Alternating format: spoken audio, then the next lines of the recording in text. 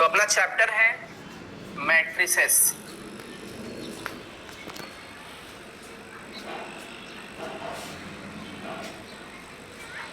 चलिए अब इसमें हम लोग एक हेडिंग डालते हैं मैट्रिक्स। मैट्रिक्स थोड़ा समझने की कोशिश करना। यहां पर चैप्टर का नाम डाला है हमने मैट्रिसेस और यहां एक सब हेडिंग डाल दी है मैट्रिक्स। तो इन दोनों में क्या डिफरेंस है? कहते हैं मैट्रिक्स का मतलब होता है सिंगल मैट्रिक्स की बात करें। मान लीजिए कोई पर्टिकुलर क्वेश्चन है तो हम पर्टिकुलर क्वेश्चन में एट पर्टिकुलर टाइम हम लोग किसी सिंगल मैट्रिक्स का डिस्कशन कर रहे होंगे, तो किसी सिंगल मैट्रिक्स को डील करेंगे तो मैट्रिक्स बोलेंगे, और एक साथ कई सारी मैट्रिक्स को डील करेंगे तो मैट्रिसेस बोलेंगे। तो जनरली चैप्टर में क्या होता है, एक साथ बहुत सारी मैट्रिक्स होती हैं, इसलिए हम चैप्टर को क्या बोलेंगे, मैट्रिसेस बोलेंगे, क्योंकि बहुत सारी मैट्रिक्स का डील करने वाले हैं। ठीक है, तो चलिए मैट्रिक्स की सबसे पहले डेफिनेशन देख लेते हैं, सिंगल मैट्रिक्स की। तो डेफिनेशन में क्या है, यहां लिख दे रहा हूं, मैट्रिक्स एक रेक्टेंगुलर बॉक्स होता है। Rectangular box.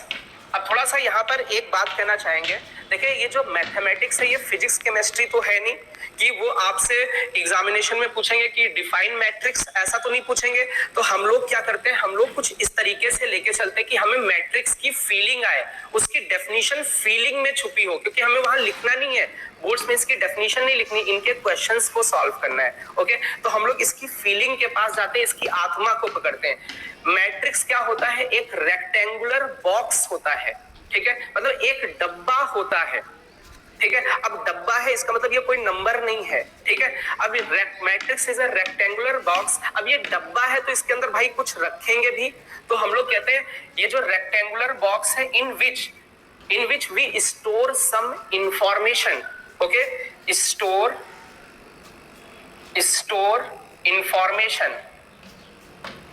इंफॉर्मेशन। अब बहुत ध्यान से देखें, मैट्रिक्स एक रेक्टेंगुलर बॉक्स है जिसके अंदर इंफॉर्मेशन को स्टोर करना है। अब यदि इंफॉर्मेशन स्टोर कर रहे हैं तो जैसे किसी डब्बे में आप किसी चीज को स्टोर करते तो आप ये भी देखते हैं कि वो जो पर्टिकुलर ऑब्जेक्ट है उसको किस पोजीशन पे रखना है या कैसे रखना है। तो ये भी अरेंजमेंट भी बहुत इंपॉर्टेंट होता है। तो ये रेक्टेंगुलर बॉक्स में हमें इंफॉर्मेशन को तो स्टोर करना है, लेकिन कैसे एज एन एलिमेंट।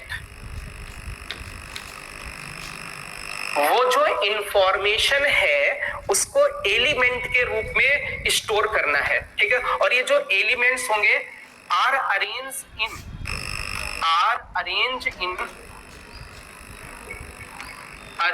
इन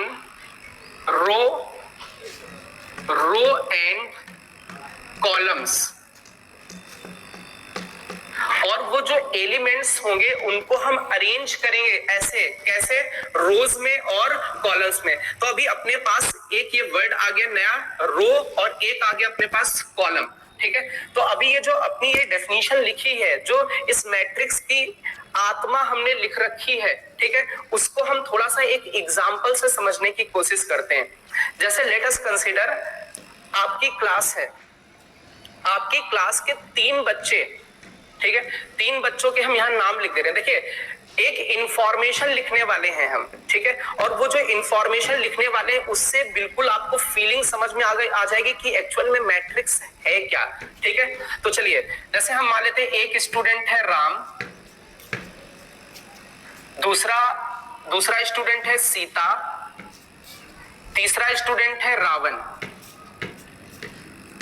आपकी क्लास में ये 3 बच्चे हैं।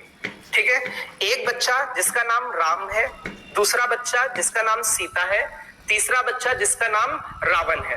इन तीनों के बारे में इंफॉर्मेशन लिखने वाले। अब भाई ये स्टूडेंट्स हैं तो एग्जाम देंगे। मान लेते हैं इन्होंने एग्जाम दिया फिजिक्स, केमिस्ट्री और मैथमेटिक्स का। राम के नंबर फिजिक्स में आ गए, थोड़ी देर के लिए मान लेते हैं 85। ओके, केमिस्ट्री में राम के मार्क्स आ गए कुछ 75, और मैथमेटिक्स में राम के नंबर मार्क्स आ गए आपके 65। ओके, राम की इंफॉर्मेशन मैंने लिख दी, फिजिक्स में 85, केमिस्ट्री में 75, मैथ्स में 65। चलिए सीता की बात करें तो सीता के फिजिक्स में मार्क्स आ गए 99, केमिस्ट्री में सीता के मार्क्स आ गए 00 और मैथ्स में सीता के मार्क्स आ गए 81। ठीक है, तो ये सीता की कुछ इंफॉर्मेशन मैंने लिख दी कि सीता के जो नंबर्स आए हैं पीसीएम में, फिजिक्स केमिस्ट्री मैथ्स में, वो क्या है। चलिए रावण ने फिजिक्स का एग्जाम दिया, इसके मार्क्स आ गए 100, केमिस्ट्री में आ गए 100 और मैथ्स में आ गए 100। तो अभी बहुत ध्यान से देखो, हमने एक इंफॉर्मेशन लिख रखी है किसके बारे में, राम सीता रावण के बारे में। इन्होंने एग्जाम दिया है फिजिक्स केमिस्ट्री मैथ्स का। अब देखो इसको हम थोड़ा डील करने वाले हैं, मैट्रिक्स में चेंज करने वाले हैं। ये जो इंफॉर्मेशन है इसमें जो मेन इंफॉर्मेशन है वो ये इंफॉर्मेशन मेन है, ये इंफॉर्मेशन मेन है। तो इस इंफॉर्मेशन को बॉक्स के अंदर रखना है। तो यहाँ पर जो बॉक्स है वो कुछ इस तरीके का बॉक्स है। जो मैट्रिक्स में बॉक्स यूज किया जाता है वो ये डब्बा यूज किया जाता है ज्यादातर एनसीईआरटी में। ठीक है, तो ये एक डब्बा हो गया, ये एक बॉक्स हो गया।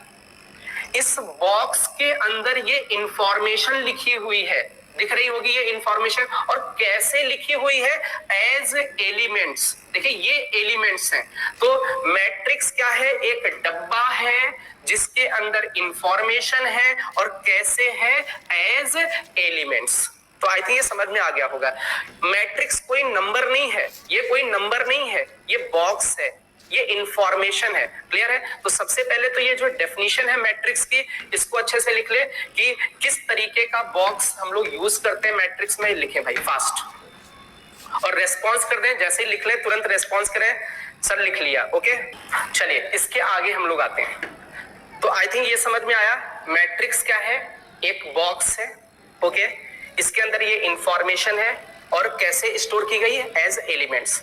अब इसमें एक जो वर्ड था रो और एक था कॉलम, इसको भी थोड़ा सा डिस्कस कर लेते हैं। ठीक है, अब बहुत ध्यान से देखना। जैसे बात करें रो की, यहां पर लिख देता हूं, बात करें रोज की, एक साथ कई सारी रोज हम बात कर लेते हैं। तो ये जो रोज होती है ये हॉरिजॉन्टल लाइंस होती हैं, हॉरिजॉन्टल लाइंस। जो हॉरिजॉन्टल लाइंस होती हैं उनको हम लोग रोज बोलते हैं, और जनरली रोज को हम लोग RI से डिनोट करते हैं। अब समझना बहुत ध्यान से। जैसे हम लोग देखें तो ये फर्स्ट हॉरिजॉन्टल लाइन है, इसको हम लोग फर्स्ट हॉरिजॉन्टल लाइन बोलेंगे, मतलब ये फर्स्ट रो है। देखिए I की जगह हमने 1 लिख रखा है, इसका मतलब फर्स्ट रो। ठीक है, I की जगह 2 लिख देंगे तो वो सेकेंड रो हो जाएगा, I की जगह 3 रख देंगे तो वो थर्ड रो हो जाएगा। जैसे यहाँ पर सेकेंड हॉरिजॉन्टल लाइन देखें तो इसको हम लोग बोलेंगे सेकेंड रो। चलिए ये अपनी थर्ड हॉरिजॉन्टल लाइन है तो इसको बोलेंगे थर्ड रो। तो फर्स्ट हॉरिजॉन्टल लाइन को फर्स्ट रो बोला, सेकेंड हॉरिजॉन्टल लाइन को second row, third horizontal line को थर्ड रो, ओके। अब बहुत ध्यान से देखिए, हॉरिजॉन्टल लाइंस को तो रोज बोलते हैं, लेकिन कॉलम्स किसको बोलते हैं, कॉलम्स का मतलब होता है वर्टिकल लाइंस, वर्टिकल लाइंस, और इनको CI से रिप्रेजेंट करते हैं, या कभी कभी CJ से भी कुछ बुक्स में रिप्रेजेंट किया गया है। तो अभी बहुत ध्यान से देखें, ये अपनी फर्स्ट वर्टिकल लाइन है इंफॉर्मेशन की। तो ये जो फर्स्ट वर्टिकल लाइन, इसको बोलेंगे फर्स्ट कॉलम, इस सेकेंड वर्टिकल लाइन को बोलेंगे second column, third vertical line को बोलेंगे थर्ड कॉलम, ओके। तो first vertical line first column, second vertical line second column, third vertical line third column. Clear. तो जो रोज हैं इस तरीके से हॉरिजॉन्टल रोज, ठीक है, इनको रोज बोलेंगे, जो वर्टिकल है इनको कॉलम्स बोलेंगे। तो आई थिंक ये बात समझ में आ गई होगी, इन वर्ड्स का भी मीनिंग समझ में आ गया होगा। यदि कभी भी हम ऐसे बोले रो का मतलब आप ऐसा समझना हॉरिजॉन्टल लाइंस की बात कर रहे हैं। यदि बात करेंगे हम लोग कॉलम्स की, तो किसकी बात करनी है, वर्टिकल लाइंस की बात करनी। तो ये दो चीजें आप लिख लीजिए कि रोज क्या होता है और कॉलम्स क्या होता है। लिखिए फास्ट।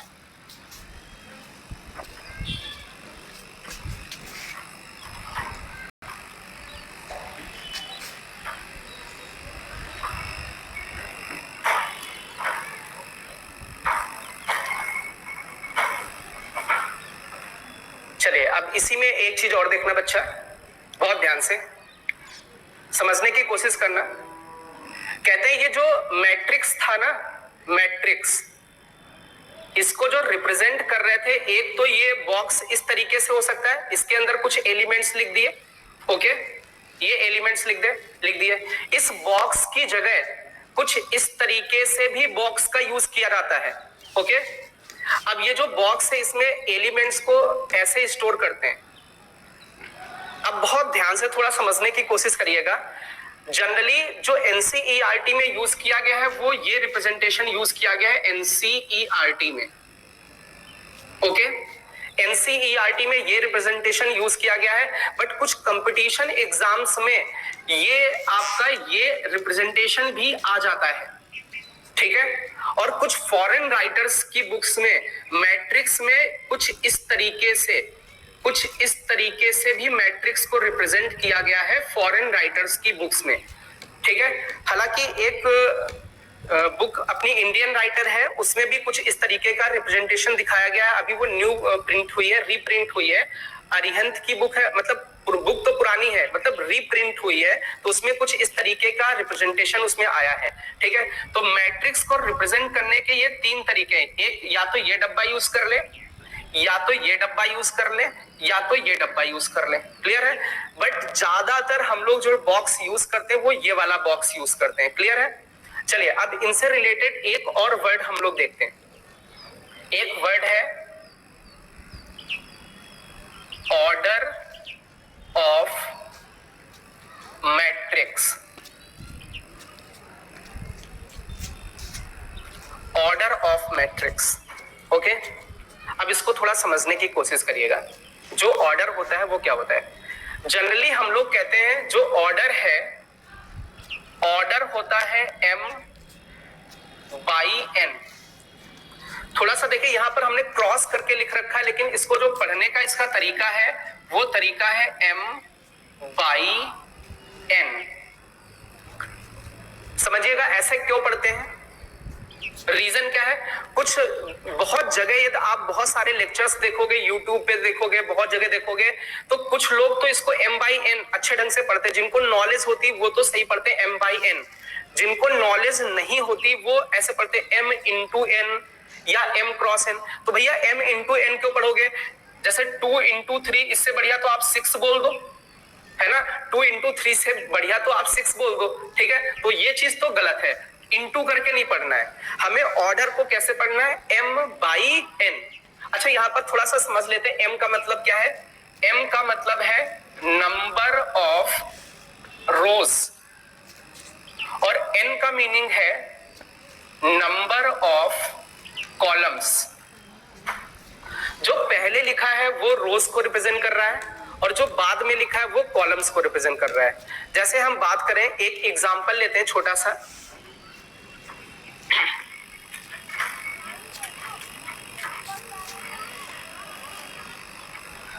जैसे मान लेते कि एक ये ए मैट्रिक्स है और ये बॉक्स है, इस बॉक्स के अंदर कुछ इंफॉर्मेशन लिख दी हमने,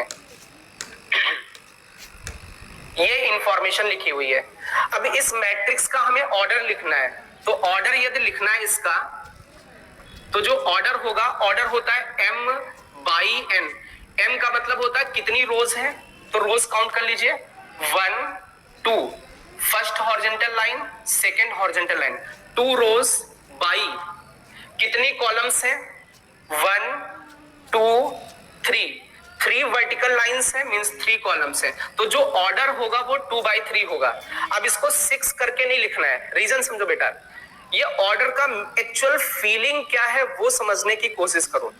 जैसे एक रूम होता है, तो हम कह रहे रूम का डायमेंशन बताओ, तो कहते हैं सर ये 10/9 का है या 12/12 का रूम है, ओके। आप कैसे बोलते हो 12/12, आप ऐसा तो नहीं कहते हो 12×12। यदि आपने 12×12 कर दिया तो वो जो बेस है, जो फर्श है, उसका एरिया आ जाएगा। तो कभी भी डायमेंशन यदि किसी चीज का पूछा जाता है, जैसे पेज, कोई एक व्हाइट पेपर पेज है, 4x4 साइज का है, रूम है 12/8 का है, तो कभी भी जैसे रेक्टेंगल की डायमेंशन लिखते हैं, जैसे ये रेक्टेंगल, इसकी डायमेंशन लिखनी है तो पहले लेंथ लिखेंगे, बाद में b लिख देंगे, ओके। तो इसकी जो डायमेंशन होती है वो l/b होती है, इसकी डायमेंशन रेक्टेंगल की, यदि आपने इसको मल्टीप्लाई कर दिया वो तो एरिया बन जाएगा, वो डायमेंशन थोड़ी नहीं रहेगा। तो ऐसे ही यहां पर बहुत ध्यान से देखिए, यहां पर ये जो ऑर्डर है ये मैट्रिक्स के डायमेंशन को रिप्रेजेंट करता है। एक बार फिर से समझना, ऑर्डर किसको रिप्रेजेंट करता है? ऑर्डर कौन सी आत्मा है? ऑर्डर होता है मैट्रिक्स का डायमेंशन। डायमेंशन का मतलब पहले रो को लिखना है, बाद में कॉलम, मतलब उस मैट्रिक्स में कितनी रोज हैं और कितनी कॉलम्स हैं। क्लियर है? तो ये ऑर्डर हो गया इस मैट्रिक्स का 2/3। तो यदि आपसे कोई पूछे मैट्रिक्स का ऑर्डर क्या होता है, तो आप क्या बोलोगे? Order means dimension of matrix. और उसको कैसे रिप्रेजेंट करोगे? m/n से। क्लियर है? पहले रोज लिख देनी है और बाद में कॉलम्स लिख देनी है। चलिए अभी इसमें एक चीज और थोड़ा सा डिस्कस करते हैं। इसको आराम से फास्ट लिख लीजिए, आप इसको लिखिएगा। अब इसमें थोड़ा सा आगे बढ़ते हैं हम लोग, ठीक है? देखिए, एक हम लोग जनरल मैट्रिक्स लिखने वाले हैं, ठीक है? General matrix.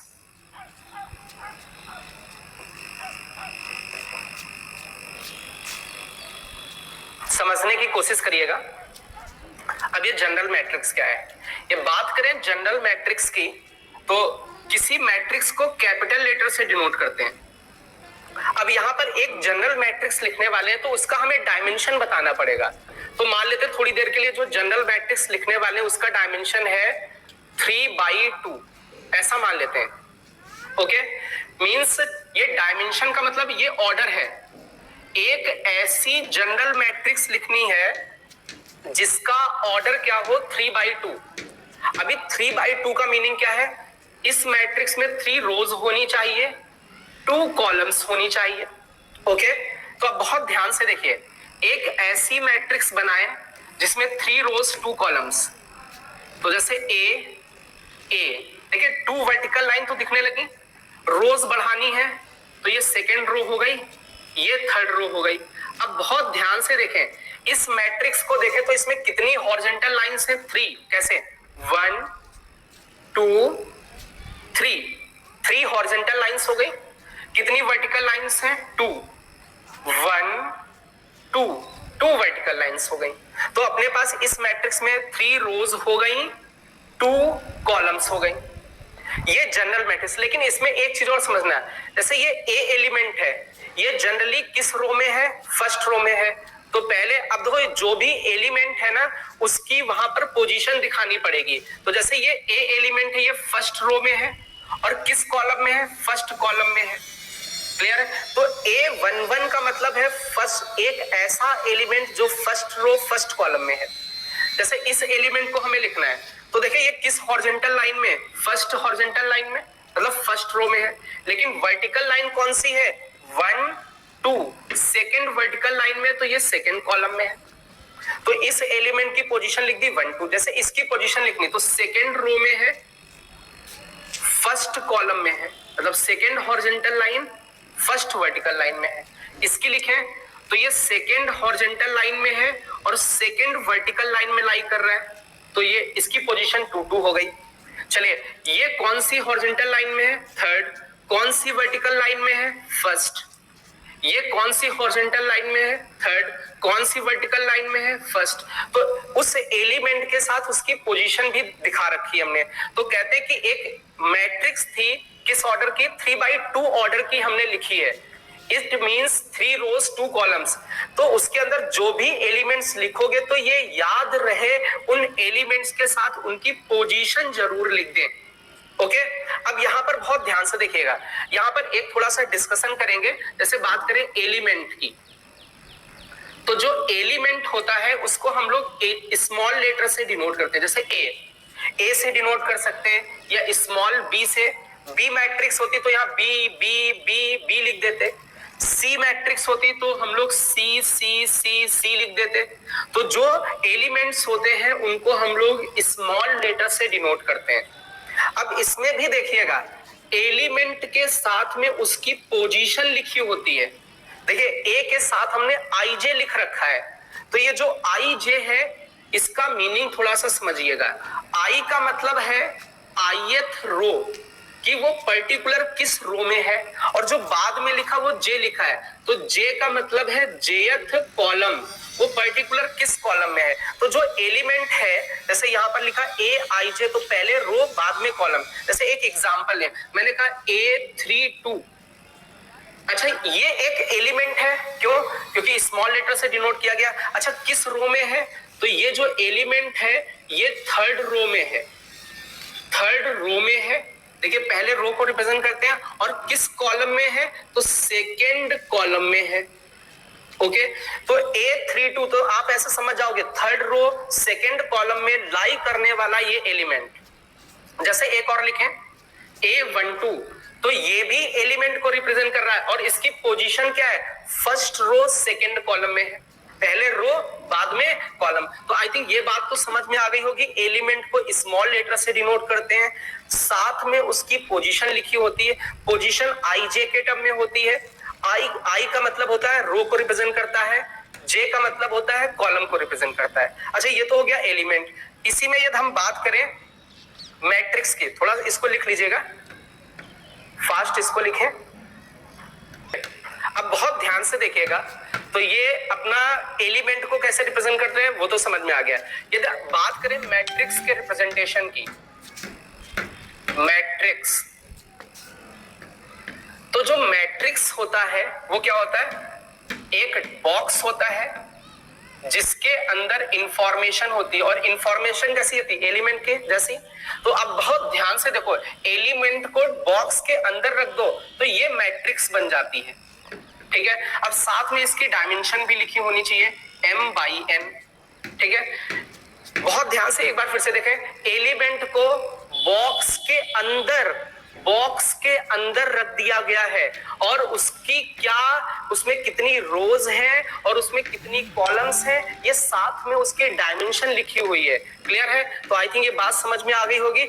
एलिमेंट्स को स्मॉल लेटर से इसके ऊपर डब्बा नहीं लगा होता है, ओके, लेकिन मैट्रिक्स में एलिमेंट के ऊपर बॉक्स लगा होता है। तो यदि बॉक्स लग जाए तो मैट्रिक्स है, बॉक्स ना लगे तो एलिमेंट है।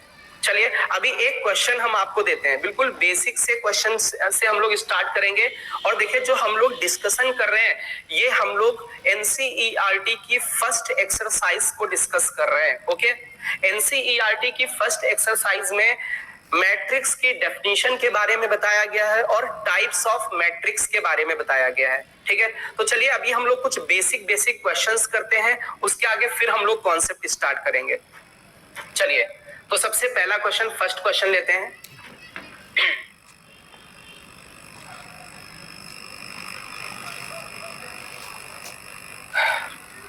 समझने की कोशिश करिएगा।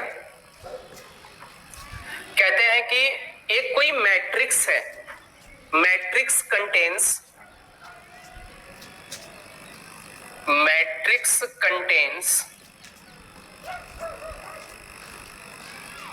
12 elements.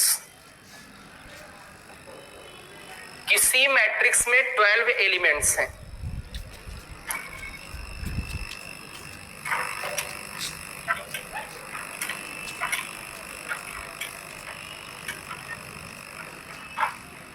Matrix contains 12 elements.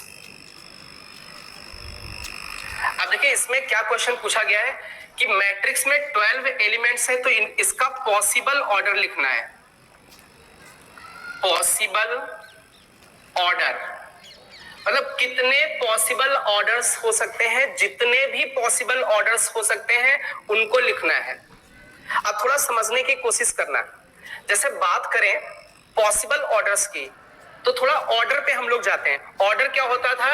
m/n, ठीक है, m/n ऑर्डर होता था, ये ऑर्डर होता था। अभी थोड़ा सा देखें, यदि हम इनको मल्टीप्लाई कर दें, m इंटू n कर दें, तो ये देता है number of elements. m into n होता है नंबर ऑफ एलिमेंट्स, m/n होता है ऑर्डर, ठीक है। एक एग्जांपल के थ्रू भी दिखा देते हैं। जैसे ये मान लीजिए ऐसा लिखा हुआ है A B C D E F, ये एक मैट्रिक्स है। अभी इसका ये तो ऑर्डर की बात करें तो जो ऑर्डर है, कितनी रोज है, 2 हॉरिजॉन्टल लाइंस है, कितनी कॉलम्स है, 3 वर्टिकल लाइंस है, 3 कॉलम्स हो गई, तो ये ऑर्डर हो गया। लेकिन बात करें नंबर ऑफ एलिमेंट्स की, तो नंबर ऑफ एलिमेंट्स होंगे 2 into 3, ये आ जाएगा 6। ओके, जैसे हम लोग रेक्टेंगल के डायमेंशन की बात करें तो L by B लिखते हैं, लेकिन L और B को मल्टीप्लाई कर दे तो वो एरिया हो जाता है। ऐसे ही ऑर्डर की बात करें तो M by N लिखते हैं, लेकिन उनको यदि मल्टीप्लाई कर दे तो वो नंबर ऑफ एलिमेंट्स हो जाते हैं। आप इसमें काउंट करके देखो, 6 एलिमेंट होंगे, 1 2 3 4 5 6। इस मैट्रिक्स में 6 एलिमेंट है। तो अब यहां से हम लोग एक लॉजिक सीख सकते हैं कि जो ऑर्डर है उसको ऐसे 2 पार्ट में, मतलब जो नंबर ऑफ एलिमेंट्स है उसको ऐसे 2 पार्ट में ब्रेक करें कि उनका मल्टीप्लिकेशन नंबर ऑफ एलिमेंट्स के बराबर आए। दिख भी रहा है, जैसे ये 6 है, ये नंबर ऑफ एलिमेंट है, इसके फैक्टर किए तो फैक्टर क्या लिखे, 2 और 3, तो 6 को फैक्टराइज कर दो तो वो ऑर्डर में चेंज हो जाता है। तो यहां पर भी समझते हैं 12 एलिमेंट्स है तो पॉसिबल ऑर्डर्स लिखने हैं, तो फर्स्ट पॉसिबल ऑर्डर हो जाएगा 1/12। क्या इन दोनों का मल्टीप्लिकेशन 12 है, तो इन दोनों का मल्टीप्लिकेशन 12 का मतलब नंबर ऑफ एलिमेंट्स तो 12 हो गए, लेकिन ये जो मैट्रिक्स इसमें कितनी रोज है, 1 रो, कितनी कॉलम्स है, 12 कॉलम्स है। ठीक है, अच्छा दूसरा पॉसिबल ऑर्डर 2/6 हो सकता है। देखिए ऑर्डर चेंज हो गया, 2 रोज 6 कॉलम्स, नंबर ऑफ एलिमेंट्स 12 आएंगे, मल्टीप्लाई करके देखिए 12 आ जाएगा। चलिए 3/4, देखिए मल्टीप्लाई करोगे 12 नंबर ऑफ एलिमेंट्स के बराबर। ऐसी मैट्रिक्स जिसमें 3 रोज 4 कॉलम्स है, 4 रोज 3 कॉलम्स, 6 रोज 2 कॉलम्स, 12 रोज 1 कॉलम्स। ओके, तो ये कुछ पॉसिबल ऑर्डर्स हैं। ठीक है, 1/12, 2/6, देखिए 1 12 को डिवाइड कर रहा है, 2 भी 12 को डिवाइड कर रहा है तो 6 दे रहा है, 3 12 को डिवाइड कर रहा है तो 4 दे रहा है। ठीक है, 5 डिवाइड नहीं करता तो 5 बाई करके तो बनेगा नहीं ऑर्डर। तो इतने पॉसिबल ऑर्डर्स हो सकते हैं। चलिए एक और क्वेश्चन लेते हैं, ये एनसीईआरटी का क्वेश्चन उठाते हैं हम लोग। ये जो क्वेश्चन देने जा रहे हैं ये एनसीईआरटी का होगा। नंबर ऑफ एलिमेंट्स गिवन है, नंबर ऑफ एलिमेंट्स है 13 एलिमेंट्स हैं और आपको पॉसिबल ऑर्डर्स बताने हैं। पॉसिबल ऑर्डर्स, तो बात करें पॉसिबल ऑर्डर्स की तो यहां पर 1/13 हो जाएगा, 1 रो 13 कॉलम। अच्छा 2 से ये डिविजिबल नहीं होता, 3 4 5 किसी से भी डिविजिबल नहीं, इटसेल्फ डिविजिबल है। 13/1, तो इसमें यदि किसी मैट्रिक्स में 13 एलिमेंट है तो 2 पॉसिबल ऑर्डर्स होंगे। किसी मैट्रिक्स में 12 एलिमेंट है तो कितने पॉसिबल ऑर्डर्स हैं, 6 पॉसिबल ऑर्डर्स हैं। चलिए एक और क्वेश्चन ले लेते हैं छोटा सा। Number of elements, number of elements 36 हैं, तो अभी पॉसिबल ऑर्डर्स लिखने हैं। पॉसिबल ऑर्डर्स, तो बात करें पॉसिबल ऑर्डर की तो पहला तो आपका हो जाएगा 1/36, 2/18। ओके, मींस ऐसे लिखना है फैक्टर करके कि उनका प्रोडक्ट 36 आ जाए। 3/12, 4/9, 5 से डिवाइड होगा नहीं, 6 से हो जाएगा, 6/6, 7 से डिवाइड नहीं होगा, 8 से नहीं होगा, 9 से हो जाएगा, 9/4, 12/3, 18/2, 36/1। तो ये कुछ पॉसिबल ऑर्डर्स निकल के आ जाएंगे। कितने आए, 1 2 3 4 5 6 7 8 9, there are 9 possible orders. Okay, तो आई थिंक ये इस तरीके का क्वेश्चन आपके एनसीईआरटी में है और कई सारे कंपटीशन एग्जाम्स में आया है कि उन्होंने नंबर ऑफ एलिमेंट्स दे दिए हैं, पॉसिबल ऑर्डर लिखने, नंबर ऑफ एलिमेंट्स दे दिए, पॉसिबल ऑर्डर लिखो, नंबर ऑफ एलिमेंट्स दे दिए, पॉसिबल ऑर्डर लिखिए। तो आई थिंक इस तरीके का question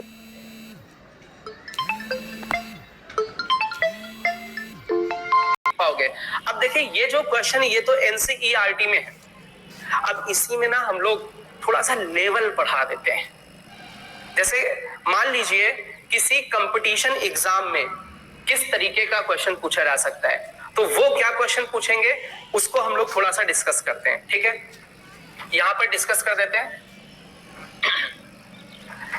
number of elements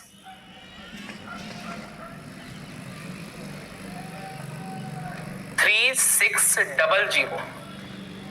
okay, आपको किसी मैट्रिक्स में ऐसा दे रखा कि उसमें जो नंबर ऑफ एलिमेंट्स हैं 3600, इतने नंबर ऑफ एलिमेंट्स हैं, और अब इसमें बताना है नंबर ऑफ पॉसिबल ऑर्डर्स, कि कितने पॉसिबल ऑर्डर्स होंगे। अब थोड़ा सा आप देख के डर गए होंगे क्योंकि यहां पर तो छोटा नंबर था 12, तो फैक्टराइज कर लिया, यहां पर 13 था फैक्टराइज कर लिया, 36 भी था इजीली फैक्टराइज कर लिया। अब इसके फैक्टर करने तो बहुत सारे फैक्टर्स बनेंगे, अब बहुत सारे बनेंगे तो उसमें तो बहुत सारे पॉसिबल फैक्टर्स आ जाएंगे, तो ऐसे तो लिखना मुश्किल है। इसलिए वो क्वेश्चन क्या करेंगे, नंबर ऑफ पॉसिबल ऑर्डर्स पूछेंगे कि कितने पॉसिबल ऑर्डर होंगे। जैसे इस वाले केस में 6 है, इस वाले केस में 2 है, इस वाले केस में 9 है, तो इस केस में कितने होंगे। तो इसके लिए एक शॉर्ट ट्रिक है, ये आप लोगों ने क्लास 11th में पढ़ा होगा, और किस चैप्टर में पढ़ा होगा, परमुटेशन एंड कॉम्बिनेशन में, कि कोई भी नंबर दे देंगे तो उसमें फैक्टर कितने हो सकते हैं, कितने पॉसिबल फैक्टर्स हो सकते हैं, वो निकाल सकते हैं हम लोग। तो अभी यहां पर देखना है, जैसे हम इस क्वेश्चन को उस परमुटेशन एंड कॉम्बिनेशन से क्लास 11th वाले टॉपिक से करने वाले हैं। जैसे मान लीजिए 12 है, तो 12 के हम लोग प्राइम फैक्टर्स कर लेते हैं। प्राइम फैक्टर का मतलब होता है, जैसे 12 लिखा है, जैसे छोटे बच्चे करते थे 2, यहां पर 6 बचा, 2 यहां पर 3 बचा, 3 से गया यहां 1 बचा, तो 2 कितनी बार आया, 2 बार, 2 की पावर 2। 3 कितनी बार आया, 2 बार, 2 की पावर 2। 3 कितनी बार आया, 1 बार, 3 की पावर 1। आप इनको मल्टीप्लाई करके देखिए, ये 12 आ जाएगा। अब बहुत ध्यान से देखिए, यदि इसमें possible number of possible order लिखने हैं, नंबर ऑफ पॉसिबल ऑर्डर्स, तो इसमें क्या करोगे, इसकी पावर दिख रही है 2 की, 2 की पावर कितनी, 2, जो पावर है उसमें 1 ऐड कर देंगे। जैसे यहां पर पावर क्या दिख रही है, प्राइम नंबर 3 की पावर 1 दिख रही है, तो जो पावर है उसमें 1 ऐड कर देंगे। एक बार फिर से देखें, यहां पर 2 था, 2 में 1 ऐड किया, यहां पर 1 था, इसमें 1 ऐड किया। अब इनको यदि मल्टीप्लाई करके देखें, ये 3 बन गया, ये 2 बन गया, तो ये टोटल कितना दे देगा, 6। तो देखिए क्या 6 पॉसिबल फैक्टर्स थे, बिल्कुल मैच कर गया। तो हम लोग क्या कर सकते हैं, नंबर के प्राइम फैक्टर्स करें, उनकी पावर्स में 1 ऐड कर दें और मल्टीप्लाई कर दें, तो वो क्वांटिटी दे देता है कि कितने पॉसिबल फैक्टर्स होंगे। चलिए ऐसे यहां पर भी देख लेते हैं। अब बात करें 13 की, तो 13 का तो पॉसिबल फैक्टर एक ही होगा, 13 ही होगा इटसेल्फ, तो 13 की पावर 1 है, तो नंबर ऑफ पॉसिबल ऑर्डर्स, तो नंबर ऑफ पॉसिबल ऑर्डर्स क्या आएंगे, देखो यहां पर पावर 1 है, तो इसकी पावर में 1 ऐड कर दिया, पावर में 1 था, 1 ऐड हो गया, तो ये कितना बचा, 2। तो क्या देखिए यहां पर 2 पॉसिबल ऑर्डर्स थे, बिल्कुल 2 पॉसिबल ऑर्डर्स थे। सिमिलरली यहां 36 वाले में देखते हैं, 36 के प्राइम फैक्टर करते हैं, तो 2 से गया 18 बचा, 2 से गया 9 बचा, 3 से गया 3 बचा, 3 से गया 1 बचा। ओके, तो अभी यहां पर जो 36 के आपके प्राइम फैक्टर्स आ गए, वो 2 टाइम्स आ गया और 3 भी 2 टाइम्स आ गया। ओके, तो यहां पर हम लोग देखें, सॉल्व करके देखें, इसकी पावर 2 थी तो इसमें 1 ऐड कर दिया, इसकी पावर भी 2 थी, इसमें भी 1 ऐड कर दिया। तो ये यदि मल्टीप्लाई करके देखें इसको, तो 3 इंटू 3 ये कितना दे देगा, 9। तो क्या अपने पास 9 पॉसिबल ऑर्डर्स थे, बिल्कुल 9 पॉसिबल ऑर्डर्स थे। तो सेम प्रोसेस यहां पर लगा सकते हो। तो बहुत जल्दी से आप इसको ट्राई करें और रिजल्ट का आंसर, चलिए इसके प्राइम फैक्टर्स निकालते पहले। 3600, तो 2 2 से चला गया, फिर 2 से जाएगा, फिर 2 से चला जाएगा, देन फिर 2 से चला जाएगा, अभी 3 से जाएगा, देन 3 से चला जाएगा, देन 5 से जाएगा, देन 5 से चला जाएगा। तो अभी प्राइम फैक्टर्स दिख रहे हैं, ये जो 3, 6, 00 इसके प्राइम फैक्टर आएंगे।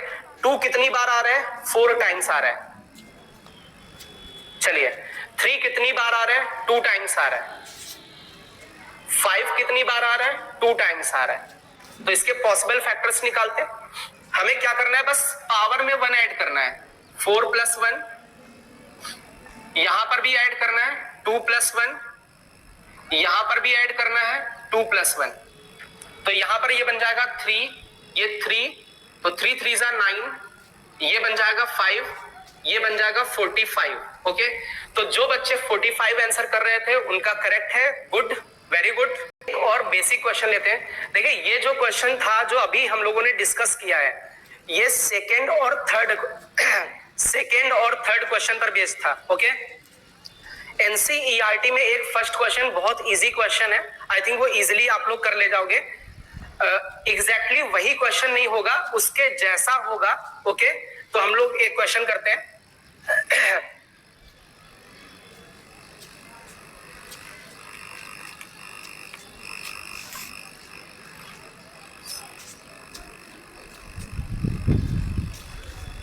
चलिए ये एक मैट्रिक्स ले लेते हैं। अब इससे रिलेटेड हम लोग कुछ क्वेश्चंस करेंगे। सबसे पहला क्वेश्चन है, फर्स्ट क्वेश्चन, इसका ऑर्डर लिखना है। तो ऑर्डर आई थिंक सभी लोग लिख सकते हो। सेकेंड क्वेश्चन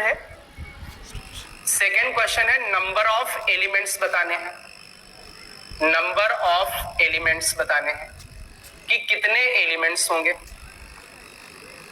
थर्ड क्वेश्चन है 821 की वैल्यू क्या होगी। इस एलिमेंट की वैल्यू बतानी है। 824 की वैल्यू क्या होगी।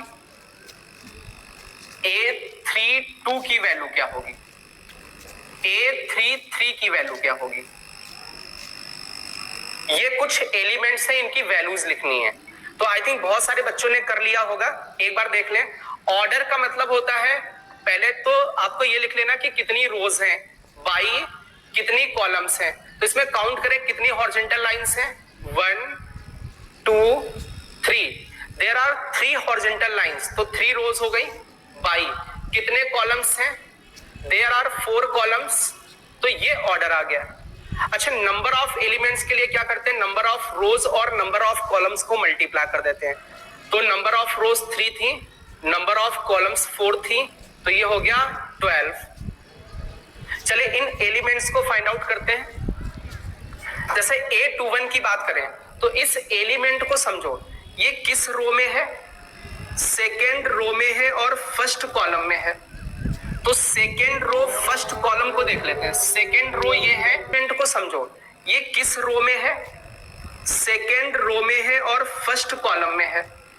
तो सेकेंड रो फर्स्ट कॉलम को देख लेते हैं। सेकेंड रो ये है, फर्स्ट कॉलम ये, तो इस एलिमेंट को देखें। ये जो एलिमेंट है ये अपना सेकेंड रो में है, फर्स्ट कॉलम में है, इसका मतलब इसकी वैल्यू 2 आ जाएगी। चले इसकी बात करते हैं। 824 मतलब सेकेंड रो फोर्थ कॉलम। तो ऐसा एलिमेंट जो सेकेंड रो फोर्थ कॉलम में हो, तो सेकेंड रो में हो, फोर्थ कॉलम में हो, ये 7 है। देखिए सेकेंड हॉरिजॉन्टल लाइन में है और फोर्थ वर्टिकल लाइन में, तो ये 7 आ गया। चलिए 832 मतलब third row second column, third row second column, ये 10 है। 10 थर्ड रो में है, सेकेंड कॉलम में है।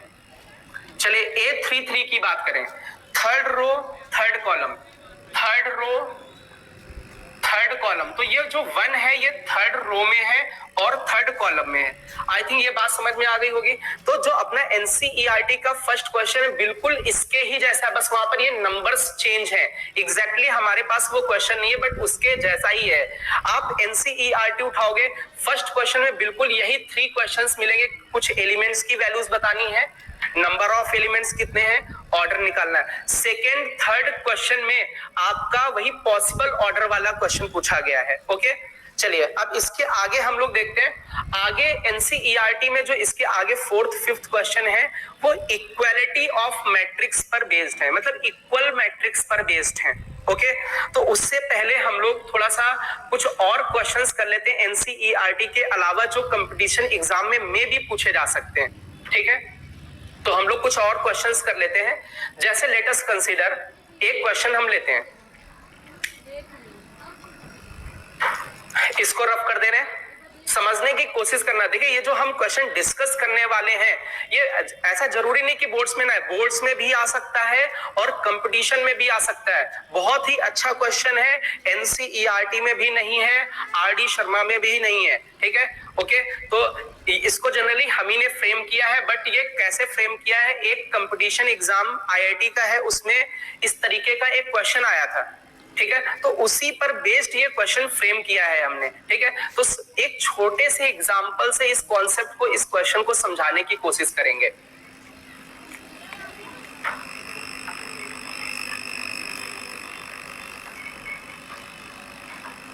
जैसे बहुत ध्यान से देखना, बिल्कुल प्यार से धीरे से, नंबर ऑफ एलिमेंट्स, एक कोई मैट्रिक्स है उसमें नंबर ऑफ एलिमेंट्स दे रखे हैं, मान लेते हैं नंबर ऑफ एलिमेंट्स 3 है। ओके, तो अपने पास जो इंफॉर्मेशन गिवन है वो इंफॉर्मेशन है टोटल एलिमेंट्स 3 है। अब इसमें ये क्वेश्चन है, आपको यदि 3 एलिमेंट्स दे दिए जाएं तो आप कितनी मैट्रिक्स बना सकते हो। तो चलिए देखते हैं कि कौन बच्चा आंसर कर सकता है। आई थिंक हमने क्वेश्चन सामने लिख दिया कि नंबर ऑफ एलिमेंट्स कितने हैं, 3, तो कितनी मैट्रिक्स बनेंगी, जल्दी से हमको जवाब चाहिए। देखते हैं कौन बच्चा इसको कर सकता है, इसके बाद हम खुद डिस्कस करेंगे। सबसे पहले नंबर ऑफ एलिमेंट्स 3 दे रखे हैं, तो सबसे पहला क्वेश्चन इसमें होगा, सर ये जो एलिमेंट्स दे रखे हैं ये कैसे एलिमेंट्स हैं। कैसे का मतलब ये आइडेंटिकल एलिमेंट्स हैं या डिफरेंट एलिमेंट्स हैं, ये मैटर कर जाएगा। तो सबसे पहले तो हम लोग क्या करते हैं, ऐसा मान लेते हैं कि ये जो एलिमेंट्स है, केस 1 ले लेते हैं, these elements are identical elements. Identical elements, identical elements का मतलब ये हो जाता है कि ये एलिमेंट्स सेम है सारे के सारे। जैसे मान लेते हैं 3 एलिमेंट्स हैं, तो ये 3 के तीनों एलिमेंट ये कुछ इस तरीके से हैं, आइडेंटिकल एलिमेंट्स हैं। अब बहुत ध्यान से देखिएगा, तो हम इसमें कहें कि एक मैट्रिक्स बनेगी 1/3 ऑर्डर की, एक मैट्रिक्स तो बन जाएगी 1/3 ऑर्डर की। देखिए इसमें सिंगल रो है, 3 कॉलम्स है, एक हॉरिजॉन्टल लाइन ड्रॉ हो सकती है और 3 वर्टिकल लाइन ड्रॉ हो सकती हैं। एक मैट्रिक्स आपकी बनेगी 3/1 ऑर्डर की। ओके, 3 हॉरिजॉन्टल लाइंस ड्रॉ हो सकती हैं, 1 वर्टिकल लाइन ड्रॉ हो सकती है। इसके अलावा आपकी और कोई पॉसिबल मैट्रिक्स नहीं बन सकती हैं। तो आपके पास जो ओवरऑल पॉसिबल मैट्रिक्सेस हो गई वो कितनी हो गई, 2। तो जिन बच्चों ने 2 आंसर किया है वो उनका ये आंसर था कि उन्होंने क्या कंसीडर किया है, वो जो एलिमेंट्स है वो कैसे हैं, आइडेंटिकल एलिमेंट्स हैं। लेकिन यहीं पर थोड़ा सा चेंज कर दें, ये जो एलिमेंट्स हैं ये डिस्टिंक्ट एलिमेंट्स हैं, डिस्टिंक्ट एलिमेंट्स। तो डिस्टिंक्ट का मतलब होता है डिफरेंट एलिमेंट्स हैं। यदि ये जो 3 के तीनों एलिमेंट्स हैं डिफरेंट हो जाए, डिफरेंट का मतलब ऐसे कुछ हो जाए A B C, देखिए ये डिफरेंट एलिमेंट्स हो गए। यदि डिफरेंट एलिमेंट्स हो गए तो कितनी पॉसिबल मैट्रिसेस बनेंगी। तो आप बहुत ध्यान से देखिए, जैसे हम लोग कहें कि एक ऑर्डर लेते हैं 1/3 ऑर्डर, भाई 3 एलिमेंट्स है, या तो 1/3 ऑर्डर की मैट्रिक्स बनेगी या तो 3/1 की बनेगी। ओके, तो हम लोग 1/3 ऑर्डर की मैट्रिक्स लेते हैं। 1/3 ऑर्डर की मैट्रिक्स का मतलब एक मैट्रिक्स जिसमें सिंगल रो 3 कॉलम्स होंगी। ठीक है, अब बहुत ध्यान से देखें, A B C कितनी रोज है, सिंगल रो, कितनी कॉलम्स है, 3। अब इसी में a को फिक्स रखा, इन दोनों को इंटरचेंज कर दिया। देखिए ये डिफरेंट मैट्रिक्स है। क्यों डिफरेंट है? क्योंकि जैसे यहां इस प्लेस पर एलिमेंट b था, तो यहां इस प्लेस पर एलिमेंट क्या है? c। चलिए एक और लेते हैं। जैसे मान लीजिए हमने यहां पर b को फिक्स कर दिया, ओके, तो ये a और c तो था, ये c और a, ये कुछ इस तरीके से हो सकता है। देखिए एक तो बना abc, एक बना acb।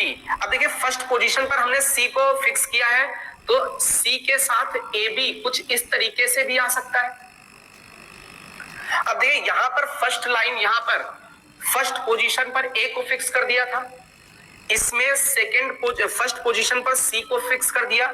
अभी फर्स्ट पोजीशन पर b को सेट कर दे, फर्स्ट पोजीशन पर b को, तो यहां पर ac दे सकते हो, यहां पर ca दे सकते हो।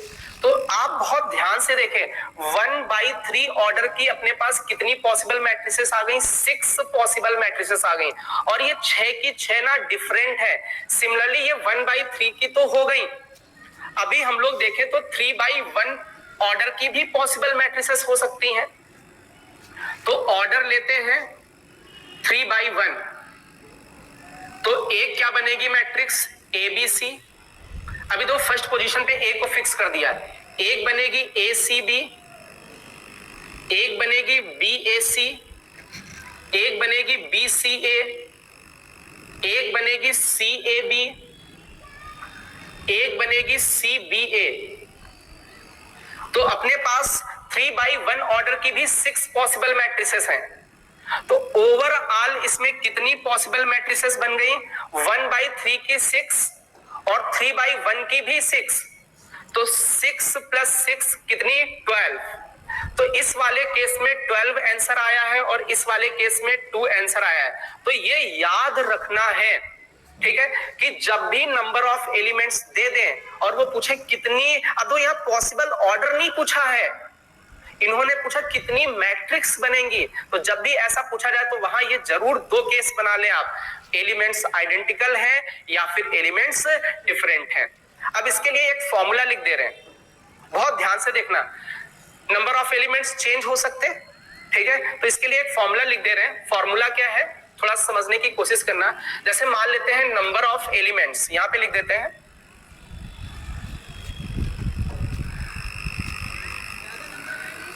नंबर ऑफ एलिमेंट्स n दे दिए, ओके, तो इसके पॉसिबल ऑर्डर्स भी कुछ होंगे। पॉसिबल ऑर्डर्स मान लेते हैं पॉसिबल ऑर्डर p है, मतलब डिपेंड कर जाएगा। जैसे ये 3 एलिमेंट्स है तो 2 पॉसिबल ऑर्डर्स हो गए, ठीक है। इस वाले केस में जैसे मान लीजिए हम लोगों ने 36 देखे थे, तो उसके भी कुछ पॉसिबल ऑर्डर्स थे, एलिमेंट्स 36 थे, तो ऐसे ही पॉसिबल ऑर्डर्स निकाल लीजिए कि कितने हैं, ठीक है। अच्छा, इसके बाद इसमें case 1, if elements are same, if elements are same, यदि एलिमेंट सेम है, then number of matrix, then number of matrix equal to number of possible orders।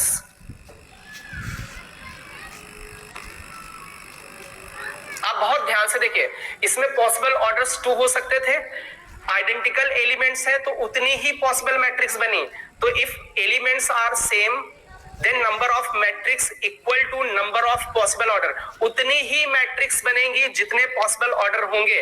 इसी में एक और case, if elements are different, are distinct, then number of matrix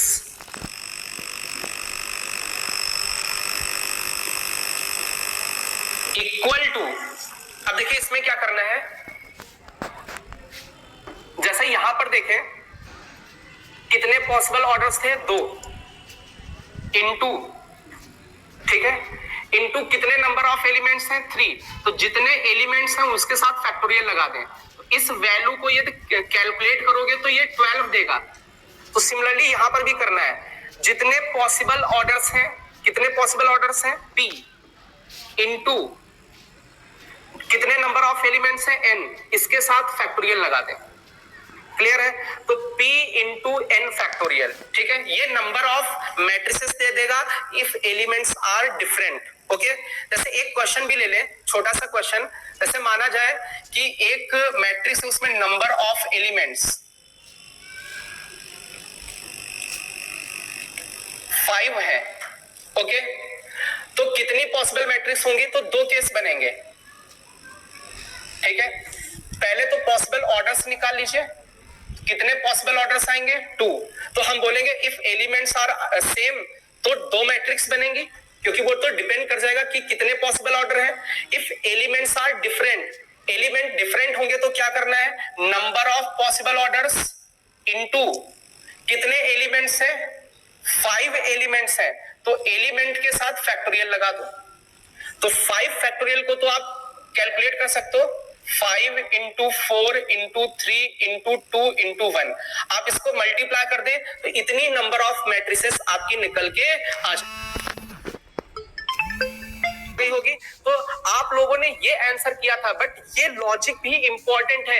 may be वो question में ऐसा कह सकते हैं कि वहां पर जो एलिमेंट्स है वो डिस्टिंक्ट है, मींस डिफरेंट है। तो आपको यही केवल आंसर नहीं करना है, आपको ये चीज भी देख लेनी। इसलिए हमने एक जनरल फॉर्मूला अपनी तरफ से बना के लिख दिया है, कहीं किसी बुक में ऐसा फॉर्मूला नहीं लिखा है, बट ये हमेशा एक जनरल फॉर्मूला है, वैलिड है। लेकिन इसमें ये याद रखना, जितने भी एलिमेंट्स है, ऑल एलिमेंट्स आर डिस्टिंक्ट, सारे के सारे एलिमेंट डिफरेंट लिए गए हैं, ये बात याद रखना। ये नहीं कि मान लीजिए 5 एलिमेंट है, 3 डिस्टिंक्ट है और 2 डिफरेंट है, तो वहां पे ये लॉजिक अप्लाई नहीं होगा। क्लियर है? तो आई थिंक ये अपने लोगों ने अभी फर्स्ट एक्सरसाइज से रिलेटेड अभी एडवांस लेवल का भी क्वेश्चन ये वाला कर लिया है। क्लियर है? तो चलिए